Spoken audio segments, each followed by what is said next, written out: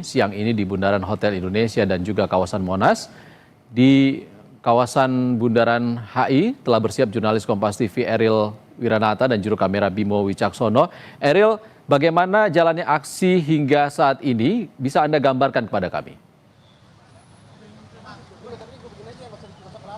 Ya, Ihsan, untuk di Bundaran HI sendiri baru saja dari perwakilan mahasiswa yakni adalah BEM UI dan juga dari beberapa BEM lainnya, ketua BEM UI dan beberapa ketua BEM lainnya ini menyampaikan pesan bahwa dari masa aksi masih tertahan di beberapa titik, salah satunya adalah di dekat Senayan, lalu kemudian juga ada di Semanggi. Dan mungkin bagaimana gambaran situasi saat ini dapat dilihat untuk situasi saat ini yang dimana memang mereka menyatakan bahwa masa aksi yang diperkirakan lebih dari 1.000 masa aksi ini masih tertahan di beberapa titik, yang dimana dalam hal ini juga mereka menyampaikan ada beberapa tuntutan untuk aksi demo pada hari ini, yang dimana pertama adalah penghentian pemborosan anggaran APBN, kemudian juga penurunan harga bahan pokok serta bahan bakar minyak atau BBM, dan juga penghentian program makan bergizi gratis atau MBG, yang kemudian juga ada terkait dengan penghapusan praktik militerisme di ruang sipil, dan terakhir desakan tegas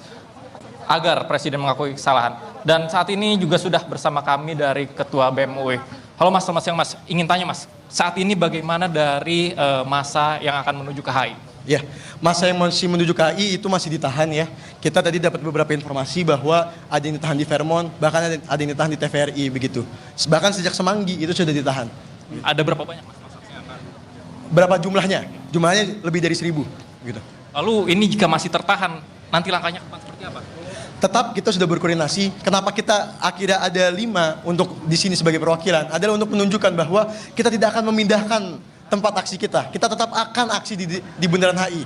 Jadi untuk masa aksi yang masih banyak itu sekarang sedang mencari cara untuk ke sini. Harapannya adalah semoga masyarakat atau publik mendoakan biar kita bisa bersama-sama ke sini. Karena apa? Karena kita tidak ingin rusuh. Kita bahkan sudah meminta maaf kepada rakyat melalui media bahwa mohon maaf jika ada macet, mohon maaf jika tidak nyamanan. Tetapi ketidaknyamanan ini hanya sementara begitu. Kemacetan ini hanya sementara. Sedangkan pemerintah sudah melakukan kemacetan sosial sejak lama, sudah melakukan kemacetan lapangan kerja sejak lama, bahkan mobilitas vertikal sosial itu sudah tidak terjadi lagi sekarang begitu. Jadi harapannya kita juga ingin memberitahu kepada rakyat banyak bahwa ini mungkin hanya sebentar ketidaknyamannya, tapi kita bisa mendapatkan kenyamanan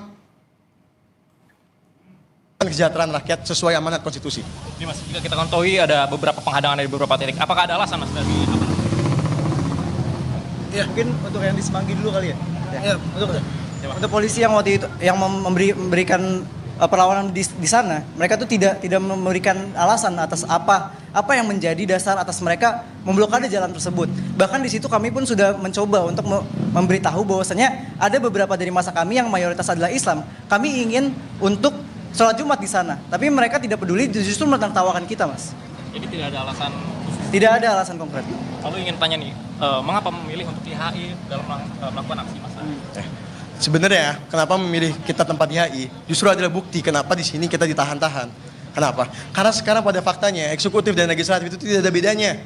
Mereka hanyalah suatu koalisi yang sekarang memerintah dan mereka setelah bersepakat untuk menyengsarakan rakyat. Dari mana buktinya? Tadi saya sudah sebutkan bagaimana pemerintah memajaki rakyat banyak melalui PP 20 2026 UMKM, tetapi pemerintah malah membatalkan royalti minerba yang sudah diterapkan kepada para oligarki itu. Sedangkan sekarang kondisi lagi krisis. Bagaimana bisa rakyat banyak yang sekarang sengsara ditagih pajak yang lebih besar? Itu yang pertama. Terus yang kedua, kenapa kita memilih di sini adalah ketika kita demo di DPR, permasalahannya adalah DPR memang tidak berjalan fungsinya, tetapi kebijakan ada di istana. Ketika kita demo di istana, memang bobrok mereka melakukan program-program prioritas segala macam. Tetapi masalahnya DPR juga tidak menjalankan fungsinya. Jadi ya sudah, kita mending demo di Bundaran HI untuk menyadarkan rakyat banyak bahwa sekarang kondisi tidak baik-baik saja, dan bahkan sekarang kondisi kontrak sosial antara rakyat dan pemerintah, di mana rakyat melakukan voting di pemilu dan rakyat membayar pajak dan rakyat percaya kepada pemerintah sudah mulai dirobek secara perlahan-lahan oleh pemerintah, dan kita wajib untuk merebut kedaulatan itu lagi melalui amanat konstitusi. Kita ketahui Mas, ini ada 5 tuntutan untuk hari ini. Lalu kira-kira apa yang menjadi prioritas untuk dilakukan pemerintah dalam waktu cepat? Ya, kalau misalkan untuk tuntutan itu ya, yang pertama sebenarnya memang semuanya prioritas. Tetapi kami sengaja memasukkan satu tuntutan yang sebenarnya itu sangat gampang. Bahkan itu bisa pemerintah tinggal muncul ke publik begitu. Itu ada tuntutan nomor 5, begitu kan. Prabowo berhenti mengelak dan mengakui kondisi sebenarnya. Sekarang kondisi sudah krisis, ada di mana-mana, tapi pemerintah masih saja menganggap bahwa kondisi baik-baik saja. Pemerintah masih saja menganggap bahwa kondisi ekonomi bagus, bahwa stok energi aman, stabil, dan kondisi-kondisi lainnya bagus begitu. Padahal pada faktanya, kalau misalkan saya runut ya, misalkan kita ngomong terkait hukum, di sini KPK atau kejaksaan kan sudah banyak tuh kasus-kasus besar segala macam. Tapi apakah itu akan membuat publik percaya? Tidak. Data membuktikan indeks terkait korupsi itu justru malah menurun, begitu kan? Jadi dipertanyakan ini penindakan korupsi untuk menegakkan keadilan atau untuk menyingkirkan lawan politik, itu dipertanyakan, begitu kan? Nah, terus yang kedua terkait indeks kepastian hukum pengadilan yang netral.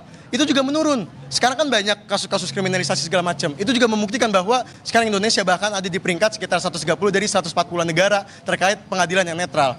Belum kita ngomongin ekonomi. Kalau kita ngomongin ekonomi, lapangan kerja, di mana? Mana nih 19 juta lapangan kerja itu, begitu kan? Terus juga mana bukti bahwa ekonomi tumbuh 5,61%, itu dirasakan oleh rakyat banyak.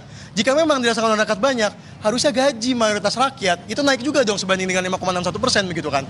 Terus jika pemerintah menganggap bahwa stok energi aman segala macam, kenapa kok dinaikin cuma Pertamax doang, gitu kan? Kenapa di daerah-daerah mulai menipis stok Pertalite, bahkan di Pulau Jawa juga mulai menipis. Terus jika stok energi aman, kenapa kasus kematian listrik atau blackout itu sudah mulai terjadi di berbagai daerah, begitu kan? Terus jika Indonesia adalah negara yang besar, ini yang terakhir, maka kenapa di Aceh dan Sumatera, kenapa di Papua justru rakyatnya malah menderita? Misalkan di bencana Aceh Sumatera, itu mereka sudah 7 bulan, teman-teman. Mereka sudah 7 bulan masih sengsara. Bahkan terbaru, rumah sementaranya hancur karena angin atau banjir. Dan sekarang mereka masih sengsara. Terus sekarang pemerintah apa? Keluar negeri segala macam. Bahkan Seskap mengakui bahwa investasi sekitar 2.000 triliun kalau nggak salah. Padahal pada faktanya itu juga berbohong. Pada faktanya kalau misalkan kita detailkan, investasinya hanya setengah dari total yang disebutkan dari luar negeri, sisanya dari dalam negeri, begitu. Berarti ini akan memastikan kembali bahwa nanti teman-teman mahasiswa akan terus menuju ke Bundaran HI. Benar. Betul. Ya, pada hari ini juga kita menyampaikan kekecewaan kepada rezim Prabowo Gibran bahwasannya hari ini mereka telah mati, telah tidak mendengarkan bagaimana suara-suara rakyat hari ini. Kita hari ini tidak pernah ada ditunggangi apapun, teman-teman. Kita di sini menyuarakan suara rakyat, kita di sini ingin Indonesia lebih baik, ingin Indonesia lebih maju, dan suara-suara rakyat lebih didengar. Hidup mahasiswa. Hidup mahasiswa. Hidup mahasiswa. Terakhir mungkin sebagai penutup juga, sebenarnya di sini kita akan membuktikan bahwa gerakan mahasiswa ini bukan gerakan yang terpisahkan dari rakyat. Karena mahasiswa adalah bagian dari rakyat juga, itu yang pertama. Dan yang kedua, jika pemerintah atau orang-orang menganggap kita ditunggangi oleh asing, kita ditunggangi oleh kepentingan politik tertentu, kita kan sudah membuktikan bahwa persiapan aksi ini, dananya adalah fundraising, dananya adalah urunan dari warga-warga yang ingin donasi. Kita buka di kanal BEM UI dan kanal BEM Aliansi BEM SUI dan lainnya.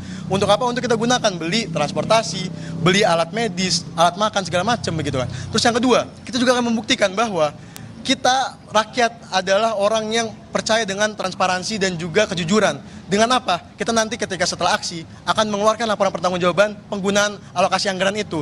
Supaya apa? Supaya kita membuktikan bahwa gampang loh untuk transparansi, gampang loh untuk jujur.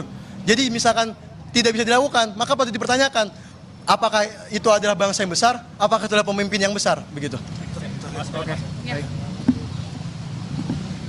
Ya, Ihsan, bisa dapat diketahui bahwa memang mereka mengatakan dari masa aksi masih tertahan di beberapa titik dan mereka terus akan memasuki ke Bundaran HI untuk melakukan aksi untuk menyampaikan aspirasi yang dimana memang dikatakan ada 5 tuntutan pada hari ini. Dan selain itu juga ini menjadi keresahan bagi mereka yang dimana sudah berlangsung dari lama. Dan kemudian juga bahwa memang masa aksi ini tergabung yang cukup banyak aliansinya, salah satunya adalah dari BEM UI, kemudian juga ada dari beberapa aliansi mahasiswa lainnya. Ihsan. Ariel Nata dan juga juru kamera Bimo Wicaksono dari kawasan ataupun Bundaran HI. Terima kasih kawan-kawan. Saudara, Breaking News akan kembali usai jeda.